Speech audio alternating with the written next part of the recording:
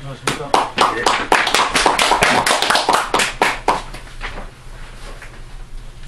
동사 이종이 그 수산집 동사에 나오는 그 후조선 문제를 오는 내용을 검토하게 되는데, 사실은 이제 오늘 다섯 번째인데, 수산집 그 권 11의 그 동사 분기거든요. 동사에 나타나는 이제 후조선 분기입니다. 지금까지 이제 그 기자 분기를 하고 단군 분기를 하고 사만 분기를 하고 오늘 후조선 분기인데, 후조선 분기는 위만이 나라를 세워서 멸망하는 시점까지 다루고 있습니다. 위만은 이제 서기전 194년에 이 위만조선이라고 이제 얘기되는 위만조선을 만들게 되는데, 사실은 중국의 사서에 위만조선이라는 기록은 하나도 나오질 않습니다.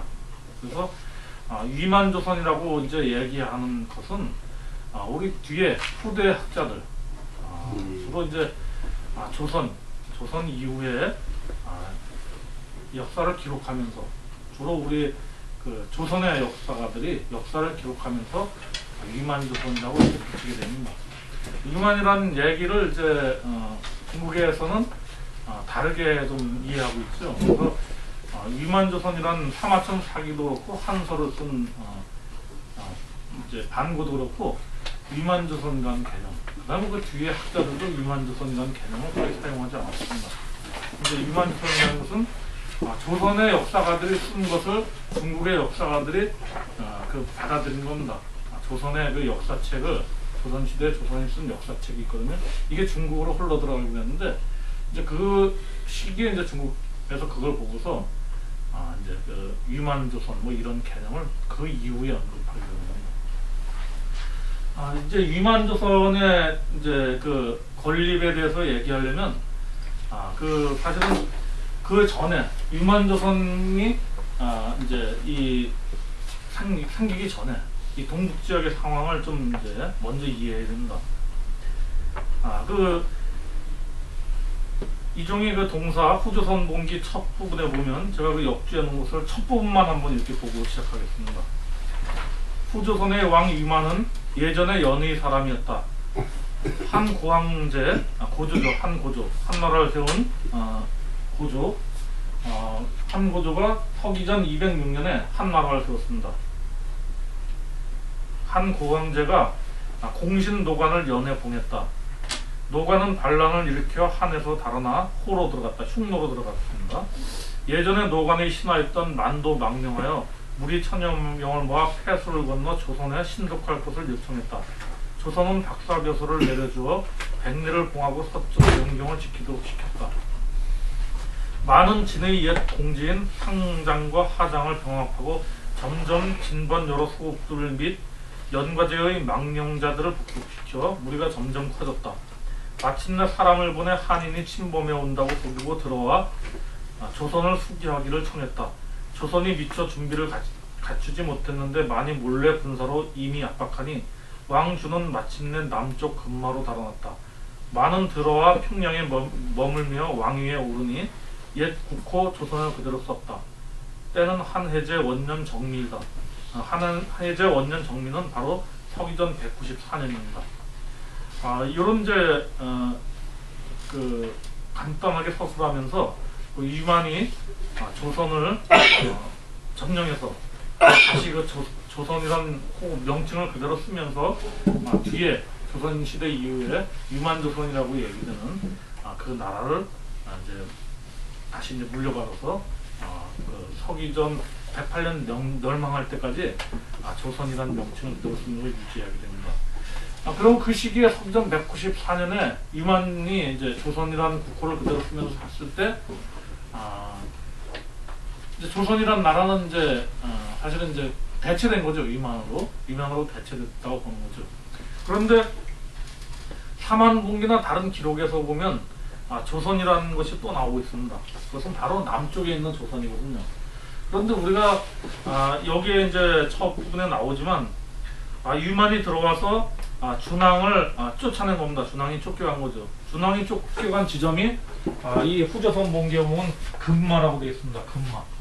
여기 이제 금마거든요. 지금 이제 익산쯤 되나 익산 부분인데. 몬산 훈련소 있는 데가. 네, 거기죠. 몬산 훈련소 있는 데가 이제 금마인데 금마로 이제 쫓겨가겠나 금마로. 그래서 이제 여기에서 이제 조선의 이제 명령을 입고 그 사만본기를 이 후조선본기에 앞서서 이종희가 편찬해 놓은 것은 그 기자조선의 정통을 잇는 그 중앙의 세력이 그 금마 지역으로 가서 그 사만이라는 나라를 이루면서 다시 거기서 이제 백제도 나오고 신라도 나오고 뭐 이렇게 됐다. 이런 의미에서 이제 정통성을 거기에 두고 있는 겁니다. 그래서 유만조선은 사실은 이제 조선을 잇긴 했지만 정통성이 없는 이런 것으로서 이 본기 중에서 제일 나중에 부분에 이렇게 서술을 놨습니다. 그리고 이 이종희는 그 유만에 대해서 상당히 비판적인 어떤 부정적인 입장에서 하고 있습니다. 그러나 이제 유만조선이 성립되던 유만이 그 조선을 점령해서 이제 그 지배하고 국호를 그대로 쓰면서 하던 그 당시 상황을 보면 역사가 다르게 해석될 가능성이 많이 있습니다. 이제 이 대목은 이종희가 후조선 본기에 이렇게 써놨지만 이미 서기전 110년 전에 서기전 110년 그 이전에 바로 그 사마천의 사기에서 이 내용들을 기록하고 있습니다. 그 내용들을 보면서 과연 그 유만조선이 성립되던 당시에 이쪽 중국 동북 지역의 형세는 어떻을까? 그리고 과연 유만이 그 조선으로 망명했었다 이렇게 얘기할 때 그 조선은 어디인가 하는 문제들을 한번 간단히 살펴보겠습니다. 이제 제가 지도를 또 좀 이렇게 엉성하게 그렸습니다. 이거 잘못이야 돼. 네, 일단 이제 그 연이라는 나라를 살펴봐야 됩니다. 유만이 이제 이 후조선 본기에 보면 유만은 예전에 연의 사람이었다 이렇게 해석할 수도 있고 유만은 옛날 연의 사람이었다. 옛날 연의 사람이었다 이렇게 해석될 수 있고 예전에 연의 사람이었다 이렇게 유만은 예전에 연의 사람이었다 아니면 옛 연의 사람이었다 이렇게 해석할 수 있는데요. 이게 사마천 사기는 이제 역사를 썼지만 굉장히 문장이 아주 화려하고 사마천의 문장은 화려하고 사실은 문학적인 아주 풍부한 문학의 재질을 가지고 있습니다. 그래서 뒤에 그 한서와 비교하면 한서 이후에 다른 사서와 비교하면 사마천의 그 문장은 아주 고대에 쓸 수 있는 여러 어휘 문학적 표현을 잘 살려서 쓰고 있으면서도 그 문학적 표현을 살리면서도 누가 봐도 이것은 문학 작품이 아니고 역사책인 것처럼 착각하도록 그렇게 만들고 있습니다. 그래서 그 문학과 역사를 잘 조화시킨 이런 필체로다가 사실은 뛰어난 문장가입니다. 아마 중국에서 역대 사마천을 능가하는 문장가는 아마 많지 않았을 겁니다. 나중에 지금 중국에서 유명하게 많이 팔리는 그 책들을 중국에서 고전이라고 얘기되는 나간동의 삼국지도 그 뒤에 나왔지만 그 시기에 벌써 기원 서기 전에 사마천이 그 어려운 조건에서 집필의 어려운 조건 속에서 그렇게 유려한 필체로다가 그렇게 역사를 썼다는 것은 대단한 거죠. 사마천의 글은 사실은 이제 문학적인 요소가 많이 들어있거든요. 그래서 이제 이 사기 조선열전에 보면 거기에 노관하고 이제 그 기사를 쓰면서도 그렇고 거기에 또 장군들하고 이제 무제하고 얘기되는 과정들 이런 걸 아주 세세히 기록해 놓고 있습니다. 이제 사마천의 열전에 보면 무슨 소진열전, 소진 장애열전은 소진이 가서 뒤에서 장막 속에서 얘기하는 걸 다 상세히 기록해 놨는데 완전 재밌는 소설이죠. 그러나 그런 얘기가 실제로 대충은 있었을 것이고 이제 전해져 내려왔겠지만 사마천이 아니면 그렇게 표현을 못했을 겁니다. 이제 사마천의 이제 글 속에서 사마천의 사기 속에서 연하고의 관계를 나타내는 부분은 많이 있습니다. 노관도 이제 별도의 열전이 있고요. 그 다음에 이제 사마천의 여러 가지 글 속에서 본기 중에서도 그렇고 이 연과 관련된 내용이 나옵니다. 이제 연은 주나라가 처음 세워지고 주나라가 주무왕이 이 상나라, 은나라를 멸망시키게 되죠. 멸망시키고 소공석을 연에 봉했다 그랬는데 소공석을 연에 봉했는데 그 연을 봉한 위치가 지금 이제 오늘날의 국경은 아닌 곳입니다. 그것은 이제 고일강의 책 속에 나타나고 있습니다. 고일강이 소공석이 처음 연을 봉해진 곳, 주무왕이 소공석을 연으로 봉한 지역은 이쪽 산소성 이 일대일 것이다. 이렇게 얘기하고 있습니다. 그래서 시경 한여편에 나오는데 그 이제 연나라의 그 성을 이제 뭐 한우성하고 연하고 관계를 시켜서 이렇게 설명하고 있거든요. 이제 한성이라는 지역이 지금 있는데 이게 이제 그 산서성 황하변에 섬서성 쪽에 있죠. 거기에 이제 그 고대 그 한의 유적이 있고 이렇게 되는데 연을 갖다가 이 북경으로 본 것은 사실은 이제 그 함나라 동한 이후에 이쪽으로 이제 크게 진출하게 돼서 여기를 연이라고 이제 지칭하게 됩니다. 이제 그런 역사를 한번 보시면 연나라는 것은 서기전 222년에 멸망하게 됩니다. 그 전에 이제 이 연나라의 멸망은 이제 그 형가라는 이제 그 자기가 나오죠. 연이 태자 이제 반이 그 형가를 시켜서 이제 진시황을 암살하게 되는데 그거 실패하게 됩니다. 그 이제 진시황을 암살하려는 그 계획이 실패하게 되죠. 그래서 진시황이 연나라를 쳐야 되겠다 해서 연을 치는 겁니다. 연을 쳐가지고 결국은 이제 222년에 멸망하게 됩니다. 222년에 멸망하게 되는데 당시 진시황이 연나라를 멸망시키고 이제 육국을 이제 중국을 통일했다 이렇게 얘기해야 되는 겁니다. 중국을 통일해가지고 이제 그 중국을 통일해서 이제 그 시기에 이제 뭐 장성도 쌓고 뭐 여러 가지 활동을 하는 겁니다. 그러나 진시황의 그 집권은 아주 짧은 시간이었고요. 이 진은 이제 서기전 207년에 멸망을 하게 됩니다. 207년에 완전히 멸망하게 됐죠. 그런데 이 진의 멸망 과정 전에 이제 바로 그 항우가 나와서 이제 그 한을 이제 한우하고 유방에 와서 이제 한을 건국하기 위한 여러 가지 이제 과정을 거치죠. 전쟁도 거치고 하면서 이렇게 하는데 그 유방의 한 고조에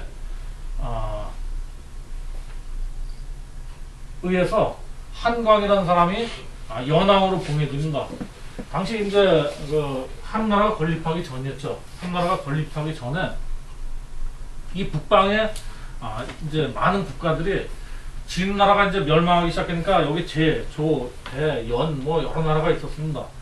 이런 제조, 제나라, 조나라, 대나라, 연나라 이런 나라들이 있었는데 진시황이 죽고 이세가 이제 그 통치하면서 통치력이 급속히 약화되니까 이제 그 분열하기 시작합니다. 진나라는 이제 금방 분열하기 시작하죠. 그러니까 제나라, 조나라, 연나라, 대나라가 각자 독립해서 왕을 칭하면서 그 예전에 그 분리돼 있던 전국 시대처럼 분리돼 있던 각자의 영역을 가지고 왕을 칭하게 돼서 각자의 독립적인 정치 세력을 형성하게 됩니다. 그때 이제 이 유방으로서도 한 고조로서도 그런 세력을 포섭하기 위해서 그런 세력을 자기의 정치 세력을 만들 이런 의미도 있고 또 북방에 대한 이런 통치도 있고 하기 때문에 한광이라는 이런 장수를 연왕에 봉하게 됩니다.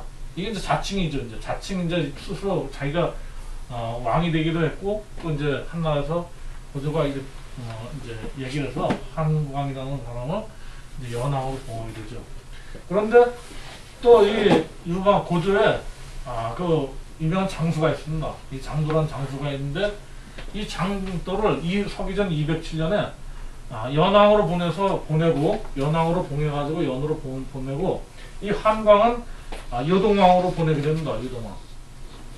근데 한광이 그 얘기를 듣고 보니까 굉장히 이거는 뭐 있을 수 없는 일이죠. 그래가지고 오히려 이제 이 한나라와 한고조하고 이제 반하는 이제 이런 상태가 되죠.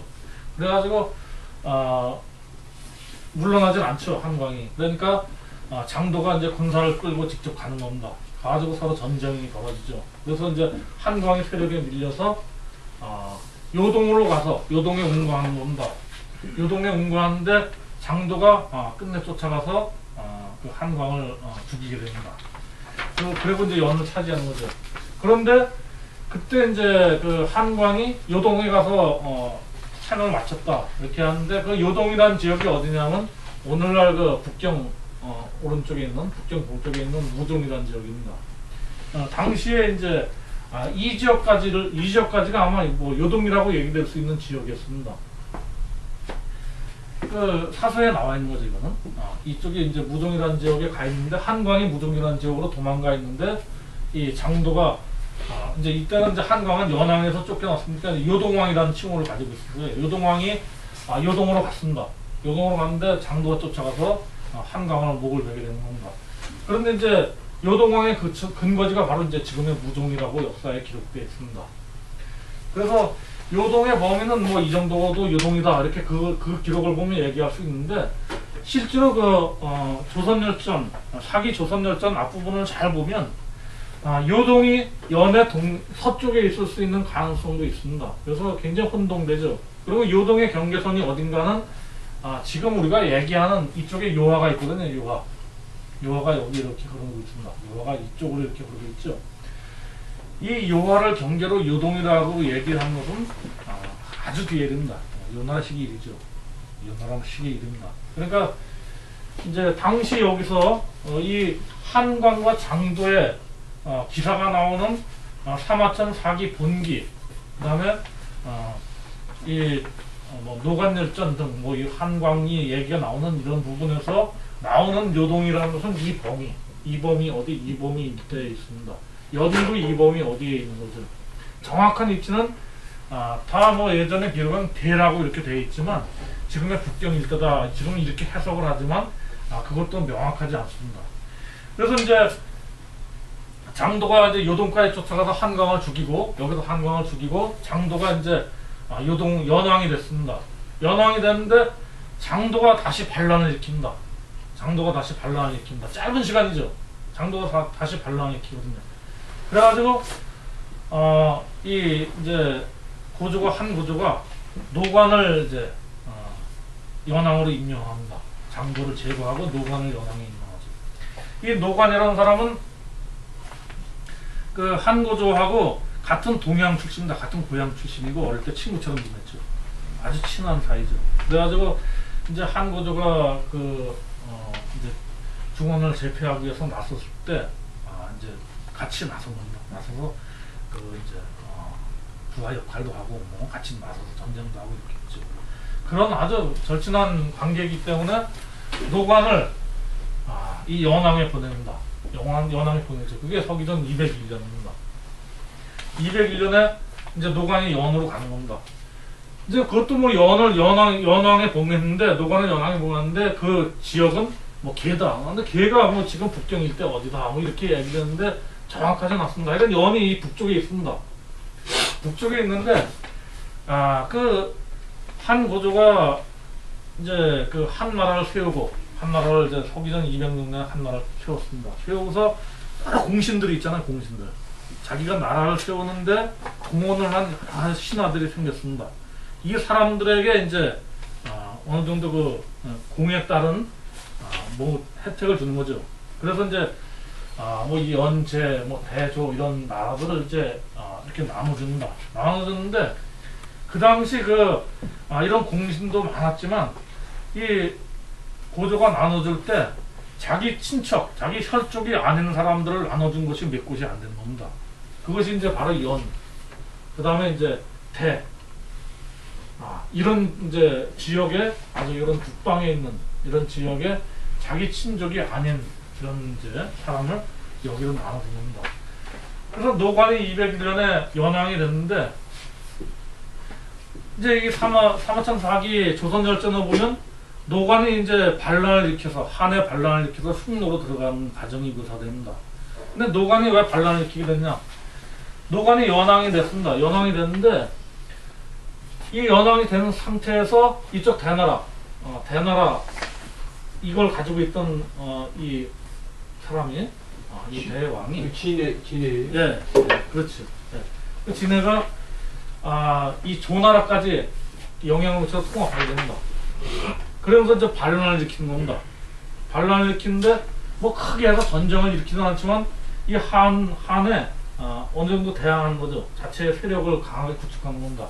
그리고 이쪽에 흉노가 있었는데 이 흉노와 서로 통하면서 이제 어느 정도 관계를 가지면서 사실 흉노를 통하지 않으면 이게 참 지배가 어려운 곳이거든요. 그래서 이제 어느 정도 관계도 갖고 하면서 이 이제 한에는 좀 약간 이렇게 적대적인 건 약간 돌아서는 이런 관계가 되거든요.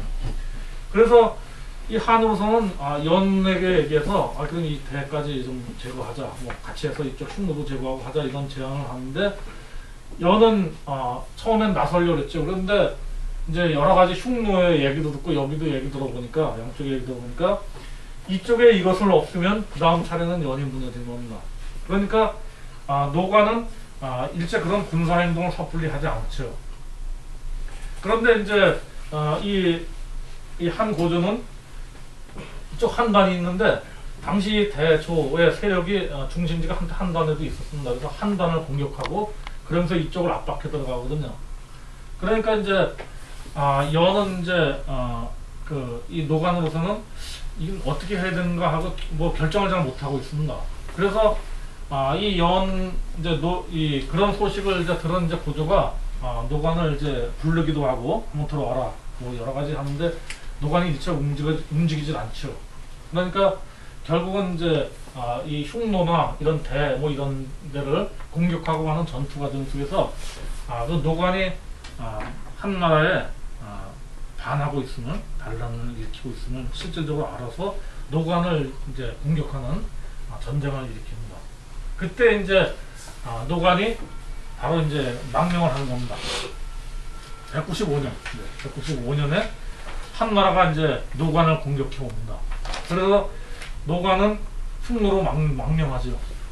그런데 이 한고조의 친한 절친한 사이였기 때문에 사실은 노관에 대해서 한고조가 뭐 그렇게 아주 그냥 적극적으로 나서 노관을 이렇게 잡으려고 이러지는 않았었거든요.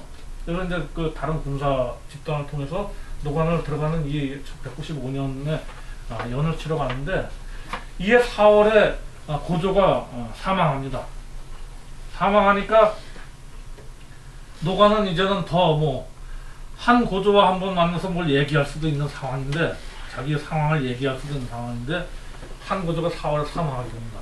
그러니까 이제는 뭐 방법 없습니다. 그래서 195년 서기전 195년 그 4월에 고조가 사망한 이후에 노관은 이제 흉노로 망명하게 됩니다. 흉노로 망명을 해버리죠. 그래서 흉노에 가서 결국은 194년 뭐 짧은 시간 있다가 흉노에서 노관은 사망하게 됩니다. 그래서 노관이 이제 195년에 이제 흉노로 망명하고 그 다음에 연은 이제 그 고조의 8번째 아들 고조의 8번째 아들인 유건이 이제 서기전 196년경 195년 이 무렵에 그 연왕으로 임명됩니다.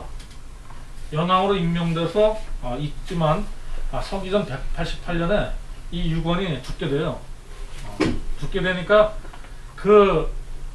완전히 이제 이 본국을 취소해 버리게 됩니다.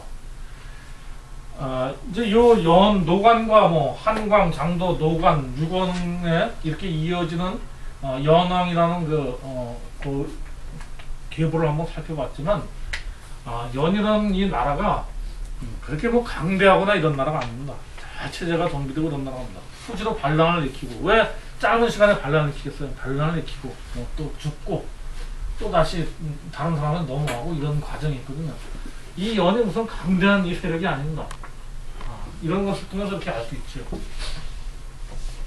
그런데 이제 그 위만은 이제 어쨌든 이제 연과 관련이 이렇게 설명됩니다. 연과 관련이 이렇게 설명돼서 이만한 연의 사람인데 노관이 이제 서기전 195년 서기전 그게 들어가야지요. 서기전 195년 흉노로 망명하고 나니까 위만은 이제 동쪽으로 간 겁니다. 이 사마천 사기 조선열전이나 지금 이제 공사 이 후조선 봉기에도 그 시기가 나타나 있지 않지만 지금까지 살펴보셨지만 이제 유만이 이제 동쪽으로 간 것은 동쪽으로 이제 그 자신도 조선으로 망명한 것은 시기상으로 보면 딱 195년이죠. 195년. 바로 그 노관이 흉노로 망명한 서기전 195년에 그 유만도 조선으로 이제 망명을 하게 됩니다. 그래서 1년 사이에 이제 이렇게 뭐 이런 얘기를 여기 써놓은 겁니다. 많은 진의 옛 공진 상장과 하장을 병합하고 점점 진번 여러 소국들 및 연과 제의 망명자들을 복속시켜 무리가 점점 커졌다. 그 다음에 이제 한인이 침범해 온다고 속이고 들어와 지켜 죽인다 하고 들어와서 준왕을 마침내 금마로 쫓아낸 겁니다. 그 195년에서 194년 사이의 일입니다. 그래서 194년에 바로 이제 유만이 조선 준왕을 쫓겨간 준왕을 대신해서 조선이라는 것을 국호를 그대로 쓰면서 그 나라를 유지하게 됩니다. 여기까지 이제 말씀드렸는데 여기까지 이제 내용 중에서 이 지리적으로 한번 보면 이 지도를 보면 연항 얘기가 나옵니다. 연항 얘기가 쭉 나왔죠. 이제 여기서 보면 이제 이 장도 얘기까지 볼 때 여기 이제 무정 뭐 여기를 요동 정도 막 이렇게 얘기하고 있습니다. 그런데 연항이 이제 노관이 이제 그 다음에 물려받은 연항이 흉노로 망명합니다. 흉노로 망명하고 연과 관련이 있던 이 유만이 이제 폐수를 건너서 이쪽으로 옵니다. 폐수를 건너서 와요. 어딘지 아니고 폐수를 건너서 와요. 그런데 만약 지금의 대동강을 폐수로 본다 이렇게 했을 때 이거 여러 가지 곤란한 점이 생깁니다. 잘 맞질 않죠. 이 대동강을 폐수로 봤다 하면 평양이 대동강변에 있거든요. 평양이 대동강변에 있는데 이 참 어려운 해석이 됩니다. 이 대동강을 건너서 폐수를 건너서 왔다. 이 참 어려운 해석이 되는 겁니다. 그리고 이제 위만하고의 그 한과의 관계인데 그 이제 와가지고 이제 뭐 진번 서국하고 여러 주위의 이제 세력들을 뭐 통합하고 연이나 제 망명자까지 통합하게 된다. 연제 망명자까지 통합하게 되는데 이 연제 망명자라는 것 당시에 이제 그 한나라 초기에 나라가 어수선하죠. 어수선하고 전쟁이 일어나고 그러니까 지역에서 전쟁이 일어나니까 많은 사람들이 전쟁이 없는 지역으로 이주하는 그런 상황이거든요. 그런데 이 연제에 있는 사람들이 이쪽으로 와서 여기에 거주하면서 유만이 이들을 통합했다. 이게 참 어려운 얘기가 되는 겁니다. 아주 어려운 얘기 되죠. 그리고 이제 한과의 곧 이어서 이제 한과의 전쟁 얘기가 나오는데 아주 실제로 어려운 이 지도상으로 놓고 볼 때 만약 이 평양 일대, 대동강 일대, 평양 일대에 이 조선이라는 나라를 위치해 놓고 준왕이 여기 있었다가 이제 유만에게 쫓겨서 바다를 해서 금마로 갔다. 이렇게 해석한다면 아주 어려운 해석이 됩니다. 실은 이게 잘 역사대로 안 맞습니다. 그런데 우리가 이 역사를 고대에서 이제 조선시대나 뭐 그 이후에 김부식이나 뭐 그 이후에 사가들이 쓰고 뭐 해방 이후에도 역사를 쓰면서 역사책이란 종이에다 이렇게 쓰다 보니까 종이에는 아주 쉽게 써놓을 수 있습니다. 뭐 평양 일대 뭐 낙랑국도 있고 뭐 이렇게 여기서 설정해 놓고 여기에 조선이라는 나라가 있었는데 유만이 와가지고 여기에 그 준왕을 쫓아내고 준왕을 금마로 쫓아내고 여기를 중심으로 해서 유만조선이라는 나라를 만들었다. 그런데 이제 뭐 한이 이쪽에 있는 세력들이 한과 한 여기입니다. 이 한과 왕래하는 것을 뭐 막고 가로막고 그러기 때문에 군사를 내서 친다 이런 얘기가 되거든요. 근데 종이에다 이렇게 싹 써서 맞춰 나올 수는 있었지만 이렇게 지도를 놓고 보고 그러면 참 얘기는 오래진다는 겁니다. 그 다음 이제 대목인데요. 이제 이제 그 위만이 조선을 세우고 조선을 물려받고 나서 이제 그 조선하고의 그 한과의 갈등이 생기는 과정입니다. 왕이 사신을 보내 한의 신하를 친하니 요동태수가 조선을 예신으로 하기로 약속하고 변경밖의 만일을 지켜 변경을 도둑질하지 못하게 하고 여러 나라가 천자를 저여 나라 들어오면 막지 못하게 하였다. 이로써 조선은 군사의 위세와 재물을 얻어 여러 나라 중 항복하지 않는 자를 침략하여 항복시키니 땅이 동서로 4,000리고 남북으로 2,000리며 동쪽으로 대까지 이루고 북쪽은 후신까지 인다 이렇게 되었습니다. 사마천 사기에는 방이 땅의 넓이가 한 수천리다, 사방 수천리다 이렇게만 방 수천리 이렇게만 써놓고 있습니다. 여기 이제 나오는 얘기 중에서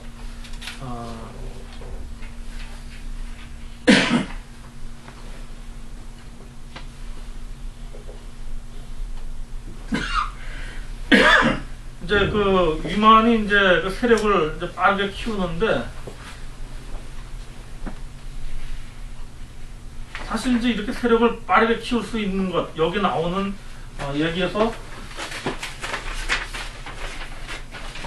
나오죠. 여기 이제 그 이제 땅이 동서로 4,000리고 남북으로 2,000리며 땅이 동서로 4,000리고 남북으로 2,000리며 동쪽으로 대에 이르기까지 400리이고 북쪽으로 영주에 이르기까지 920리이며 남쪽으로 한에 이르기까지 600리이고 북쪽으로 신시에 이르기까지 1,400리이다. 이거는 사실은 이제 그 평양을 중심으로 이제 얘기한 겁니다. 평양을 중심으로 얘기한 거죠. 평양을 중심으로 이 얘기를 한 겁니다. 사마천 사기에는 이제 방 수천리 이렇게 그렇게만 써놨는데 이제 이렇게 이종희가 동사에서는 좀 이렇게 상세하게 묘사한 거죠. 여기를 중심으로 이종희가 생각하는 위만이 조선을 다스릴 때의 강력을 생각해서 이렇게 묘사해 놓은 겁니다. 그런데 그 중심은 이제 평양으로 설정돼요. 그 다음 대목이 이제 왕이 죽고 손자 우거가 즉위하였다. 이렇게 이제 시작됩니다. 우거의 때 한의 망명인이 많아졌다. 그리고 이제 결국은 이제 그 왕 천자를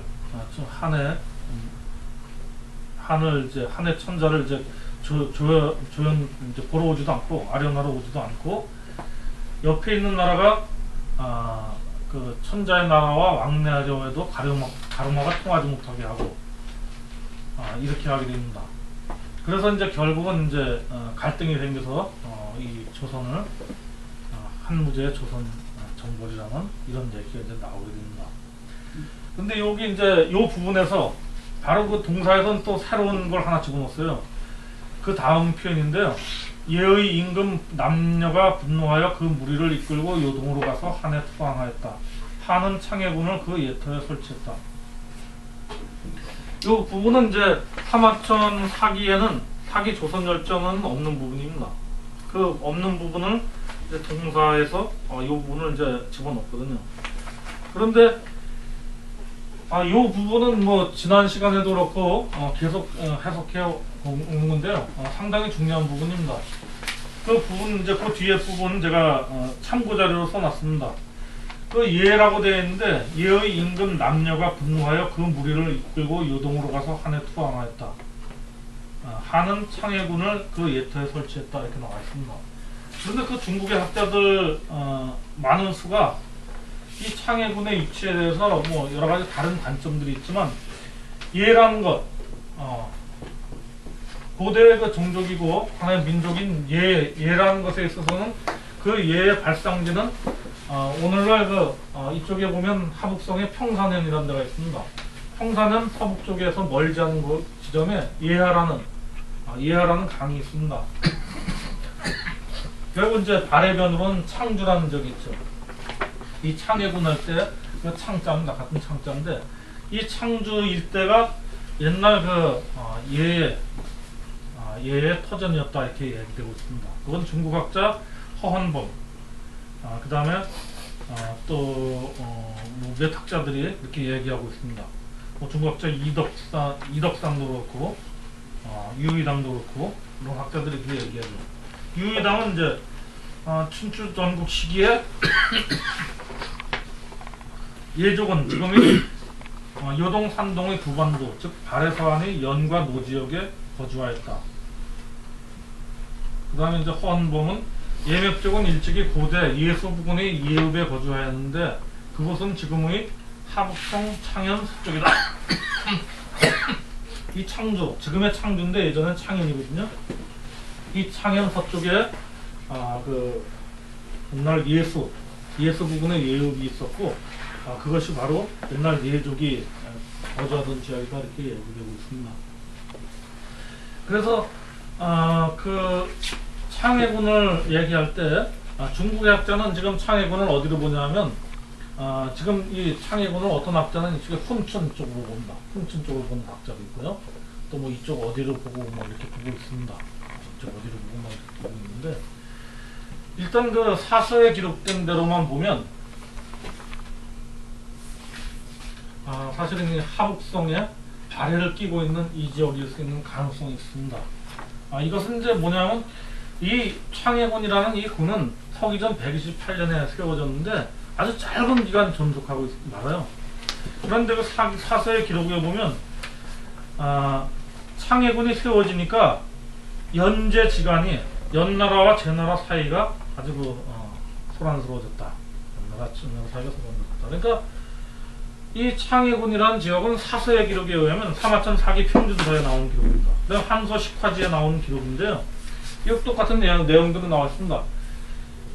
제나라가 여기 있고 연나라가 여기 있습니다. 그래서 창해군이 만들어지니까 연제지간에 무슨 연나라하고 제나라 사이에 무슨 변동이 일어나는 겁니다. 만약 창해군을 이쪽에 설치해 놓는다면 창해군을 뭐 동해안이나 뭐 이쪽 어디에 설치해 놓는다면 중국의 어떤 학자의 관점처럼 우리 이병조의 뭐 이런 관점처럼 이쪽으로 설치해 놓는다면 어떤 얘기가 되냐면 연나라하고 제나라 사이에 문제가 될 게 없죠. 근데 사서에 분명히 그렇게 기록하고 있거든요. 그러니까 분명히 창해군은 이쪽 어디에서 찾아야 되는 겁니다. 연나라하고 제나라 사이에 문제가 생길 정도의 그 사회 변화가 일어나고 있었다. 그래서 이제 창해군을 곧 해산하게 됩니다. 이 창해군의 세력이 이쪽에 있었다고 본다면 당시 이 지역의 세력은 어떻게 되냐면 한무제가 승수하는 기록이 봉선서 뭐 여러가지 사기 봉선서 등 여러가지 번기에도 기록이 있거든요. 기록이 있는데 이 갈석까지 갑니다. 갈석까지 가서 요소로 이어지는데 그 요소로 이어지는 선이 지금의 이쪽 요소가 아니거든요. 이쪽 요소가 아니고 이쪽에 있는 요소입니다. 요소로 이어지게 되는 그 항로를 따서 순수를 하게 되는데 당시 이쪽 지역을 거의 거치지 못했다 그렇게 볼 수 있죠. 그래서 지금 방금 말씀드린 여러 학자들이 얘가 이쪽에 있었다 이렇게 얘기될 수 있는 지역에 바로 그 얘의 족인 얘의 어떤 군인 하나의 그 지도자인 남녀가 일시적으로 한해 투항해서 이 지역에 창해군을 설치한 것으로 이렇게 이해할 수도 있습니다.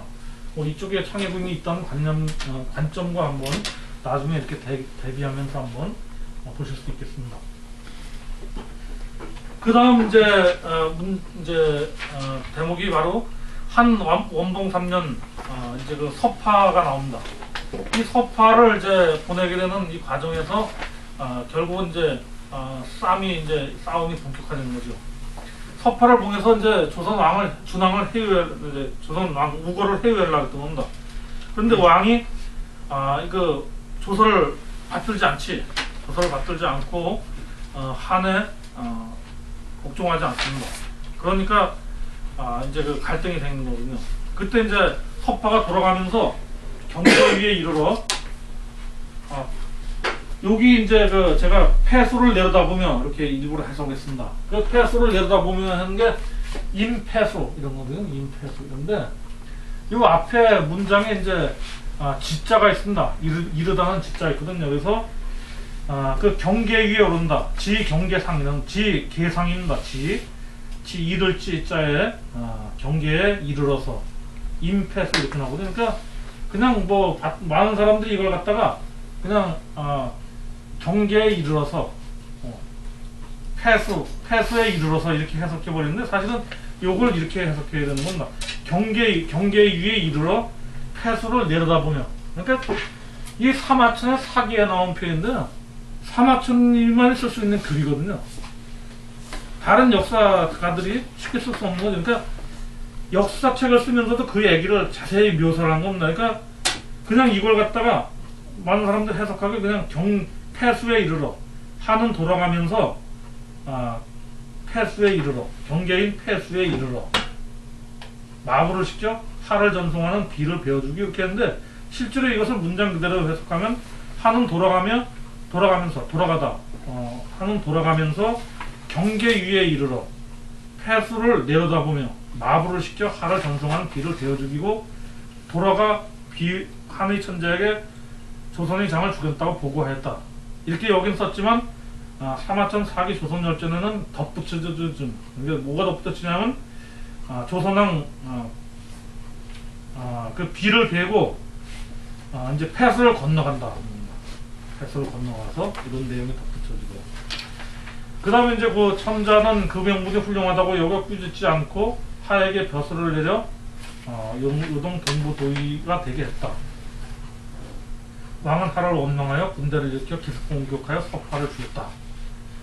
이렇게 되고 나서 이제 전쟁이 이제 본격화된 겁니다. 이 전쟁 과정은 여러 선생님들이 너무 잘 아시니까 길게 얘기하지 않겠습니다. 길게 얘기하지 않고요. 몇 가지만 이렇게 집어서 얘기하겠습니다.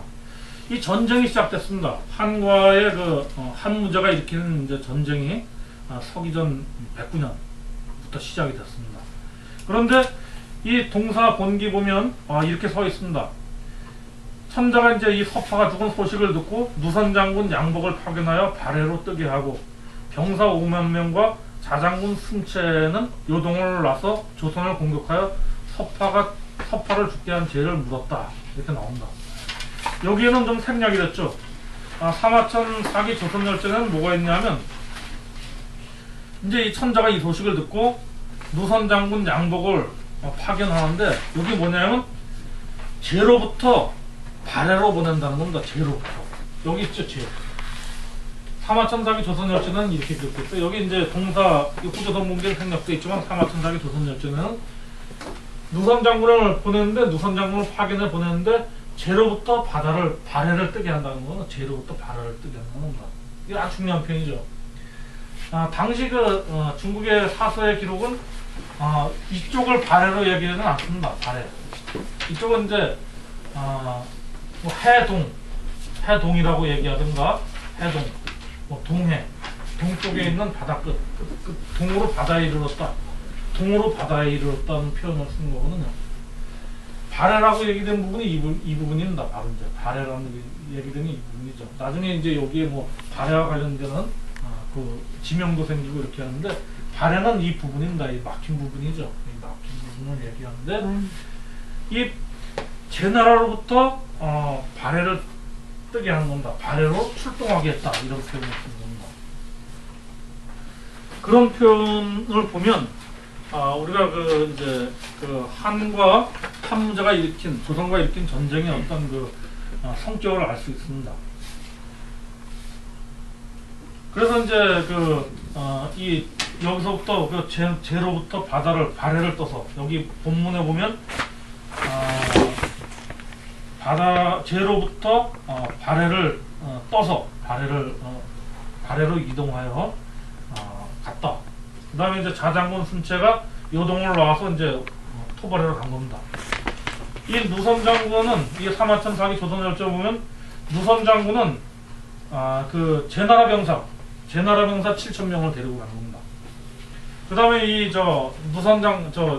순채는 자장군 순채는 어느 병사를 데리고 가냐면 대나라 이 대와 연지역의 병사들을 데리고 가는 겁니다. 대와 연지역의 병사들을 데리고 가는 거죠. 대화 연지역의 병사를 데려가는데 그 먼저 이 발해로 가는 이 세력이 빨리 도착합니다. 빨리 도착하는데 이 사마천 사기열전에 보면 그 정돌 다가라는 그 승체 부장이 있죠. 부대장인데 그 부대장이 먼저 그 왕엄성에 이르릅니다. 왕엄성에 이르러서 조선 그 군하고 싸움을 하게 돼서 아주 대패를 하게 되거든요. 그리고 이제 본진이 뒤늦게 오는 겁니다. 이 사실 이제 거리가 뭐 이렇게 정도 이렇게 될 수 있죠. 그런데 만약 이것을 이 평양을 중심으로 한 전투로 본다면 아주 어려움이 생깁니다. 이 109년에 전쟁을 일으키는 거는 109년에 전쟁을 일으키는데 연나라 대지역에 있는 군사를 자장군 순차가 이끌고 가는 겁니다. 이끌고 가는데 이 제지역에서 제로부터 발해를 떠가지고 바다로 가는 이 누선 장군의 배가 평양의 이쪽 지역에 도착하기 전에 먼저 이 자장군 순체가 이쪽에서 출발하는 자장군 순체의 그 부장인 한 명이 군대를 이끌고 이쪽을 먼저 공격했다가 완전히 그 패배하고 가게 되는 이런 묘사가 나오거든요. 이런 과정은 좀 군사적으로 어려운 얘기가 되죠. 그래서 일단 한 2지역쯤의 당시에 전쟁이 일어난 지역이 아닌가 이런 얘기도 생각해 볼 수 있습니다. 그런데 이 사서 기록에 보면 이 전쟁은 아주 쉽지 않은 전쟁이었습니다. 아주 쉽지 않은 전쟁이죠. 이 많은 병력을 동원해도 쉽게 이 함락되지 않습니다. 이 사서에 보면 우거는 그 성을 아주 견고하게 지켜서 몇 달 동안 견고하게 지켜서 감히 파괴시킬 수 없었다는 기록도 나오죠. 그래서 이 한 무제도 전세가 불리한 걸 알고 협상을 하고자 합니다. 협상을 하고자 해서 바로 이제 누굴 보내냐면 여기에 그 내용이 있습니다. 유산을 시켜서 이제 왕을 회유하러 보냅니다. 그래서 이제 유산을 시켜서 보냈더니 유산이 이제 갔습니다. 갔는데 이제 가서 얘기를 하니까 이 우고가 그 얘기 듣고 이제 항복을 하겠다 해서 태자를 이제 보내서 말 5,000피라고 이제 군대 그 양식을 이제 바치게 한 겁니다. 그래서 무리 만여 명이 무기를 지니고 이제 패소를 건넙니다. 그런데 사실은 이 정도 패소가 이 정도 어디다 이 정도 어디다 하면 이게 참 좀 얘기가 좀 무섭습니다. 이 정도 여기에 이렇게 멀리 온 군사들을 통해서 이 정도 무리 만여 명이 이제 말 5,000피를 끌고 가는데 이 정도 어디서 주저주저 건널까 말까 하다가 결국은 안 건너고 돌아오는 이런 얘기들을 하게 되는데 사실은 좀 얘기가 잘 안 맞죠. 이런 얘기가 안 맞습니다. 어떤 군사적인 위협을 느낄 수 있는 지점에 가서 자기네들의 생명의 위협을 느끼고 강화를 통해서 서로 화해하는 이런 입장에서 갔다가 그걸 깰 수도 있는 입장이 될 수 있는데도 돌아오는 상황이다 하면 뭔가 아주 위험한 적진에 들어간 상황이거든요. 그러니까 이 패수라는 것은 분명히 아주 적과의 뚜렷한 경계점이었을 겁니다. 그래서 이 정도 여기가 중심지라고 이렇게 얘기했을 때 이 정도 어디다 패수를 설정해 놓는 것은 약간 문제가 있다 이렇게 볼 수 있습니다.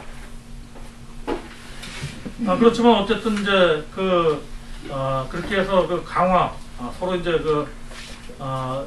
먼저 한 무제가 해유하려고 이렇게 전사가 불리한 걸 알고 해유하려고 했다가 그것이 실패하게 됩니다.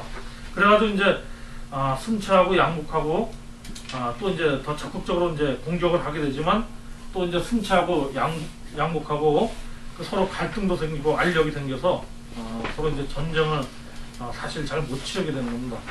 이제 이 동사 후조선 분기에는 나오지 않지만 사마천 사기의 조선열전에는 이제 더 많은 자세한 내용들이 나옵니다. 거기에 이제 공선수의 얘기도 나오죠. 공선수를 이제 이 전쟁이 잘 치러지질 않으니까 한 문제가 이렇게 보니까 전에 유산을 보내서도 항복을 성공시키지 못하고 또 두 장군이 나가서 싸우고 있는데 보니까 두 장군이 서로 전략이 안 맞는 것 같고 한 문제도 그렇게 판단하는 겁니다. 그래서 제남태수는 여기 있죠. 이제 산동에 있는 제남태수 이제 공선수를 보내게 됩니다. 공선수를 보내게 되는데 이 지금 이제 이 부분은 여기에 나오지 않습니다. 우리 동사가 후조선 본기에 나오지 않죠. 이 공선수를 보내면서 한무자가 어떤 얘기를 하냐면 가서 현장 상황에 맞게 평소에 이제 현장 상황에 맞게 잘 처리하라 이렇게 얘기합니다. 그러니까 아주 큰 권한을 주는 거죠.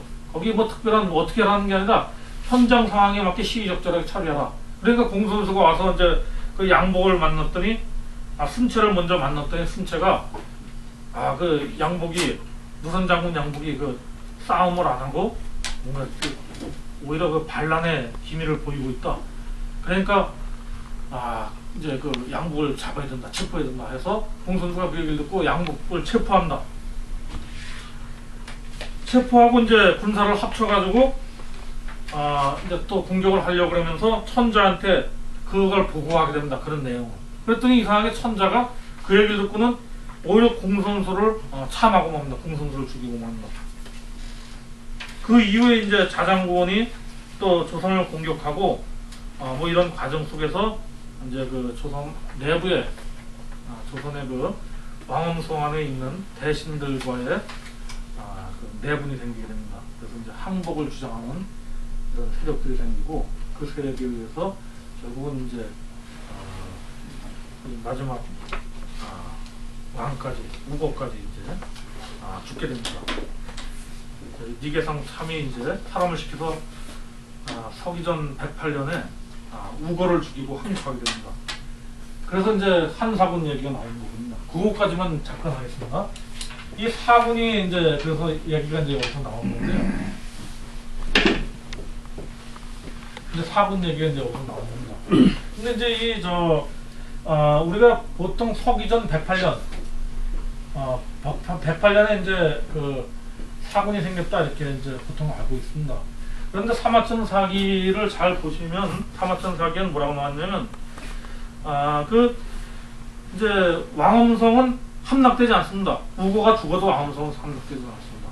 서기전 108년 요 부분 사기에는 이렇게 나오죠. 원봉 3년 이게 서기전 108년입니다. 여름 니계상 참이 사람을 시켜 조선왕 우거를 죽이고 항복하여 왔으나 왕엄성은 함락되지 않았다. 죽은 우거의 대신 성기가 한에 반하여 다시 군리들을 공격하였다. 군사들을 공격하였다. 그러니까 이 전쟁은 쉽지가 않은 전쟁이죠. 그래서 이 사군이 뭐 동시에 설립된 건 아니고요. 먼저 하나하나 설립된 겁니다. 먼저 이제 뭐 한 낙랑군 정도가 생기고 다음에 진번 임둔이 생기고 현도군이 나중에 생기지 않았을까 이런 생각들을 하고요. 또 금방 또 저는 진군 임도는 없어지고 이렇게 됩니다. 그래서 지금 이제 뭐 사군의 위치를 이제 이 낙랑군을 이쯤 잡고 낙랑군 그다음에 이제 현도군 현도군을 여기 잡아서 좀 현도군을 이렇게 넓게 잡고 임둔 진번 막 이런 얘기들을 하는데 실제로 좀 설정이 명확하진 않습니다. 그 현도군과 관련돼서도 뭐 여러 가지 쟁점이 있을 수 있겠지만 꼭 우리가 이 한반도 평양을 중심으로 하는 대동강을 중심으로 하는 이런 그 관점에 있다 보니까 사실은 이 시기적으로 또 이 지리적으로 맞지 않는 점이 많습니다. 그래서 이제 뒤에 기록에 나오는 얘기 태강지리지에 나오는 그런 얘기들 뭐 수성현, 갈석과 관련된 기재들이 있는데 우리가 그 조선의 지리를 놓고서 여러 가지 그런 뭐 수경주에 나오는 얘기 모든 얘기들을 검색하면 안 맞는 점이 상당히 많이 있습니다. 이 그 전쟁 과정에서 이제 제로부터 발해로 떠서 나가는 그 누선장군 양복이 열수에 도착했다 그러면 열수에 도착하게 된다는 겁니다. 열수에 도착한다. 그래서 열수에 도착했다는데 이 일대에 어디 열수를 찾고 이 일대에 열수를 찾고 해야 되는 위치인데 상당히 이때 이제 여기 대릉하도 있죠. 이렇게 대릉하, 여기 요하 이렇게 있는데 내려오는 북서쪽에서 아닌 북쪽에서 내려오는 강들이 많이 이렇게 병렬되고 있습니다. 이런 어떤 지리적인 문제나 모든 것을 검토해서 좀 위만조선의 역사, 조선의 역사를 접근해야겠다 이렇게 생각합니다. 그래서 이제 이 후조선 봉기는 위만조선이 이제 서기전 108년에 멸망에 이른다 이렇게 서술하고 있습니다. 그래서 이제 이 이종희는 그 위씨가 위만이 이제 끝부분에 고사씨는 말한다. 이게 이제 바로 그 외사씨는 말한다 하는 게 바로 그 이제 어떤 이 위만의 지금까지 서술한 위만의 역사에 대한 자신의 평가입니다. 그래서 위만의 거짓은 처음 거짓은 심하구나. 위만의 거짓은 처음 왕만은 이미 거짓으로 기자의 일천년 사직을 멸망시키더니 말손 우거 또한 거짓으로서 한천자의 분노에 맞서다가 이로 인해 마침내 나라는 망하고 몸은 죽었구나 이렇게 그리는 것 같아요. 그래서 이제 후조선이 이렇게 해서 멸망했다 이런 얘기를 여기서 쓰고 있습니다. 오늘 이제 이 후조선 문제를 살펴봤는데요. 그러니까 이 후조선 봉기에 나온 것은 이 위만이 그 조선이라는 나라 국호를 물려받아서 그 나라를 경영하다가 멸망하는 시점까지 이렇게 서술하고 있습니다. 그래서 동사의 그 본기는 이 오늘까지 다룬 이 후조선 봉기가 마지막입니다. 동사는 이종희 수산집의 제1 11에 있는 그 동사의 봉기가 5가지가 있는데요. 그게 이제 기자본기, 단군본기 4가지가 있는데 기자본기, 단군본기, 사만본기, 그 다음에 오늘까지 한 후조선 봉기에서 오늘까지 그 이종희의 그 수산집의 동사 본기 4개의 그 본기에 대한 내용을 언급이 마쳤습니다. 이렇게 보시면서 사실은 역사가의 입장에서 자신이 알고 있는 자신이 본 역사를 기록하게 되는 것이고요. 그래서 어느 역사가든 후대 또 역사를 공부하거나 하는 사람들이 볼 때는 반드시 문제점을 찾아낼 수 있습니다. 지금 또 누가 어느 역사가 그 역사를 쓴다 해도 마찬가지고요. 그 어느 역사가 완벽한 역사를 재현해낼 수 없습니다. 그래서 이종희는 나름대로 그 우리 조선을 자존심을 세우고 또 조선을 높이고 하는 의미에서 단군을 중심에 두고 하는 역사를 또 우리 민족의 자긍심을 살릴 수 있고 하는 역사를 구성하려고 노력했습니다. 그러나 당시의 그 시대 상황이란 한계 속에서 인간이란 그 시대의 상징이거든요. 시대의 그 조류, 시대의 역사 조류, 사상 조류, 유학이 지배하던 이런 사상, 그다음에 기자를 중심으로 세우던 이런 중화주의가 아주 깊이 뼈 깊이 물든 이런 사상, 그런 그 조류 속에서 이종희의 그 서술도 많이 영향을 받았습니다. 그렇지만 이종희의 이런 그 본기에 서술된 이런 역사를 통해서도 우리 상고사에서 좋은 어떤 방향을 찾을 수 있고 좋은 내용들을 찾아가서 역사를 재건할 수 있는 좋은 분들이 많기 때문에 후대 이 이종희의 동사 본기를 높이 평가하게 되는 것으로 보입니다. 오늘은 여기까지 하고요. 다음 시간 기회가 되면 한번 이런 모든 내용을 종합해서 우리 후조선의 역사를 한번 다시 한번 재검토하는, 제대로 한번 체계적으로 재검토하는 시간을 한번 갖도록 하겠습니다.